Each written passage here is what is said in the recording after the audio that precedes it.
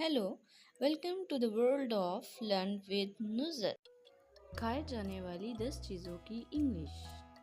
So let's start. Fritters, fritters. पकोड़े, पकोड़े. Patty, patty. Samosa, samosa.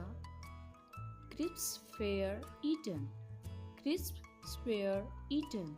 Golgapay, carved sweetmeat, carved sweetmeat. Jaleebi, sweets. Mathai, sweets. Mathai. Green tea, sabz chai, green tea. Sabz chai. Sugarcane piece, sugarcane piece. Ganderi. Whey, whey. Lassi, lassi. Yoghurt, yogurt. Dahi, dahi. Lentil dumplings in yogurt sauce. Dahibary. Lentil dumplings in yogurt sauce.